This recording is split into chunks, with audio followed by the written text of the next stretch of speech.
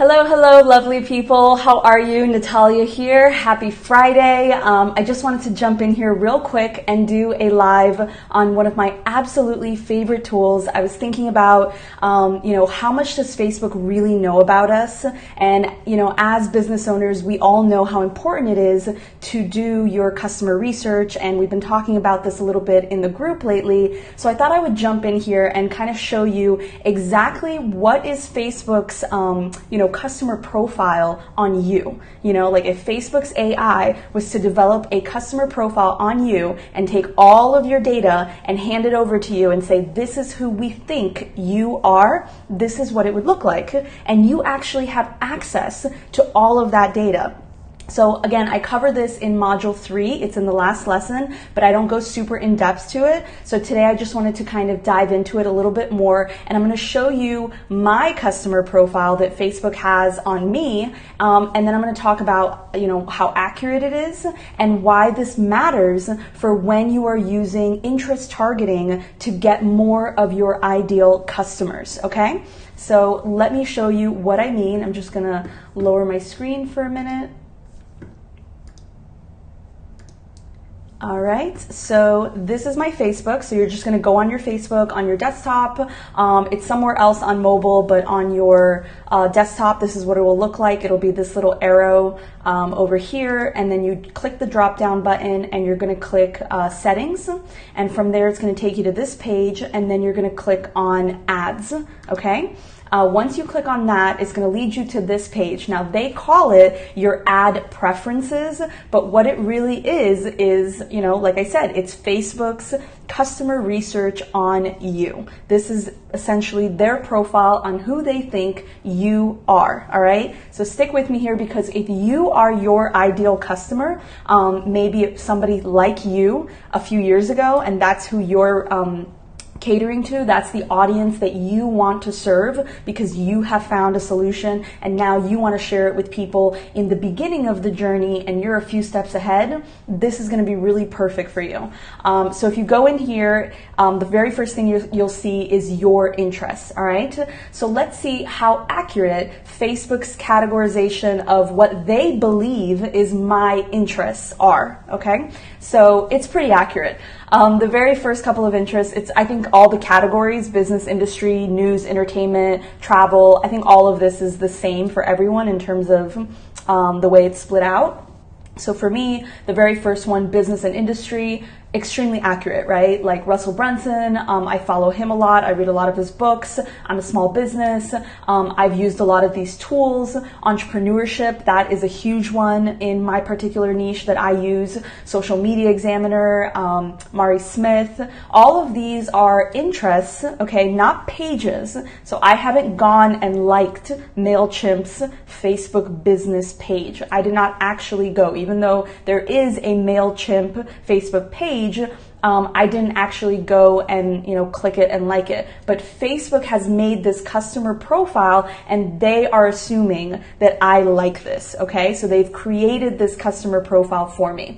Now, you can just click see more and you'll start seeing more interest, and the list kind of goes on and on and on. But here's where it gets interesting. Now, before, I was excluding certain people from seeing my ads, like MLM or dropshipping, things that I didn't feel were in alignment with who my ideal customer truly is. So I was like, oh, you know what? I'm going to start excluding certain people because I want to make sure that I really get the right people. Even if it costs me a little bit more, I want to make sure I get the right people, onto my list, into my world. But here you go. Facebook is basically saying right here that they think that I like dropshipping or multi-level marketing, which I don't have an MLM business and I have no interest in doing dropshipping. So I can actually go and press this little X here, remove that interest, and then Facebook will be like, oh, okay, she actually doesn't like this. We're not going to show her ads that have to do with this. But the average person on Facebook is not doing this, which means that if you think that you are targeting somebody, either to include the targeting or to exclude the targeting, the odds of it being correct is not 100%. And this is why sometimes people are like, I don't understand why the type of people that I'm getting into my list from Facebook ads is not really that great. And I'm going to talk about how you can separate these to make sure that you are absolutely targeting the right people. Even though, like I said, it might cost you a little bit more, but then you know that you're getting the right people into your world. So there's a lot of other categories as well. News and entertainment, again, very accurate for me. Harvard Business Review, Forbes, all these type of publications that I read. And then like travel, places that I've lived before, Hawaii. My husband and I are moving to Hawaii at the end of the year. So I've been doing a lot of research on Hawaii. So Facebook has already picked that up. And it also says, because you clicked on an ad related to Hawaii, but I think it's just an aggregate. Like if Facebook sees you communicating about it or, going on websites off of Facebook, like stuff can end up here, even if it's not something you clicked on directly. Same thing with people. These are all like the mentors that I follow. And then we have hobbies and activities. Again, not super accurate here. So like DIY is the number one thing, which I think is kind of weird because I don't really, I don't really consider myself like a super DIY person. Spas is definitely spot on. Automobiles, no. Wine clubs, yes. So birds, fish, like I don't have anything against them, but I'm not necessarily like super into birds and fish. So again, it's very interesting how they put these interests together to make this holistic customer profile of who they think I am, but they only get it like 80% correct, okay? And then there's like a ton of other categories that you can look into. Then as you scroll down, there's something called advertisers. Now here it's a lot more accurate, okay? These are people who either have my email list, whose website or apps I've actually used, and Facebook pages that I've actually liked, So these are people that I've actually gone and liked their pages, interacted with them. So you can choose to either target a page, and anybody who liked that page is going to see your ad, or you can choose to target an interest, a general interest, which is not as accurate. And now you see why, because sometimes people can get placed into an interest category that actually has nothing to do with them. And then the last thing is like your information. These are just things that you give to Facebook. So for instance, if you want to reach married people, this is how Facebook does that. I reveal that information to Facebook, which is why Facebook has it. If you want to tick that off, you can tick it off and Facebook won't actually have that information.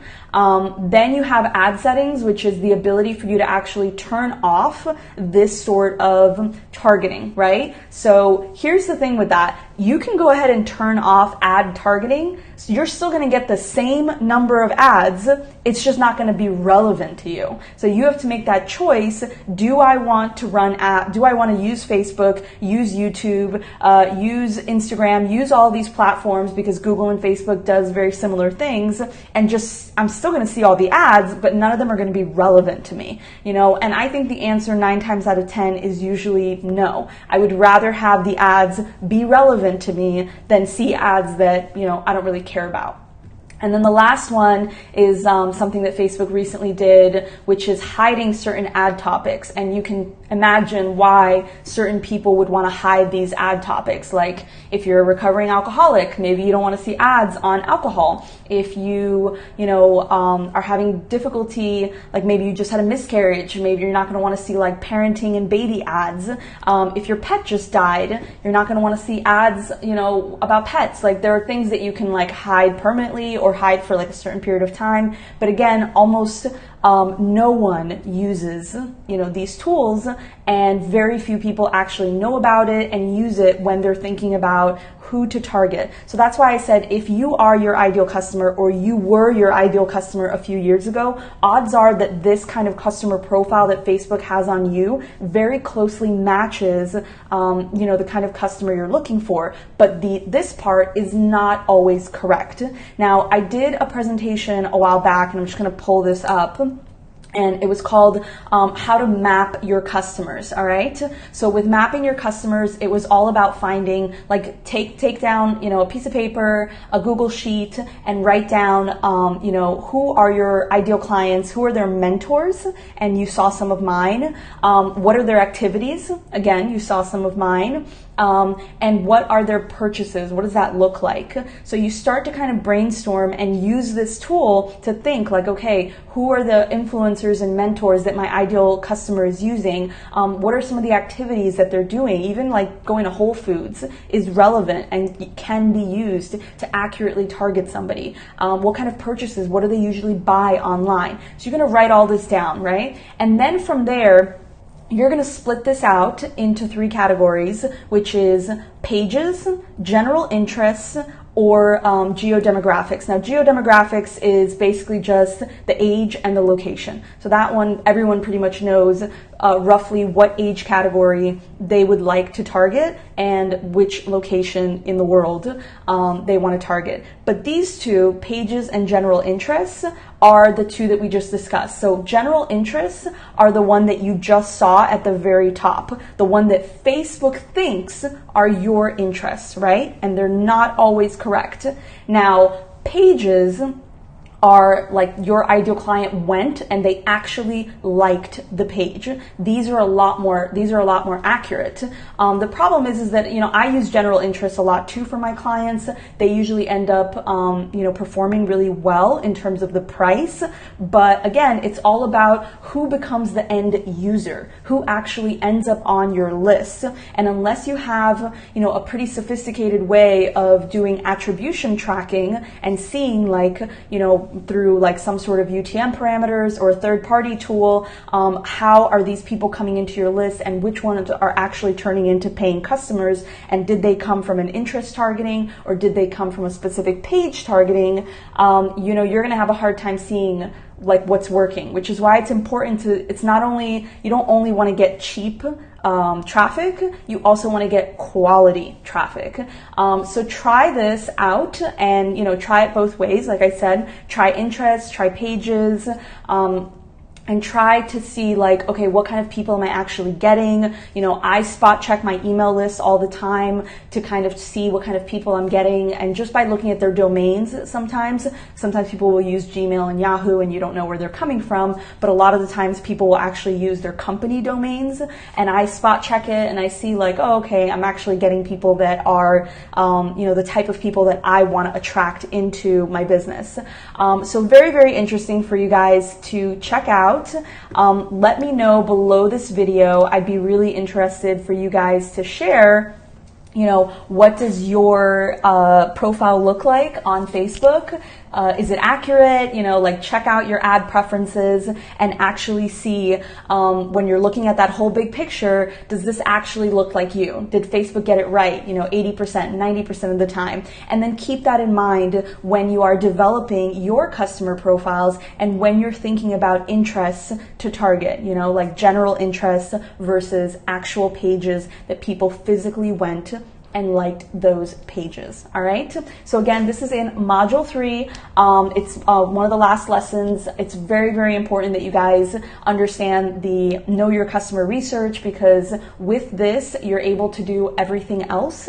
So if you have any questions, let me know. And again, if you want to share your own customer avatar that Facebook has on you, feel free to take a screenshot, drop it in the comments. If you're catching this on the replay, type #replay so that I know you checked it out.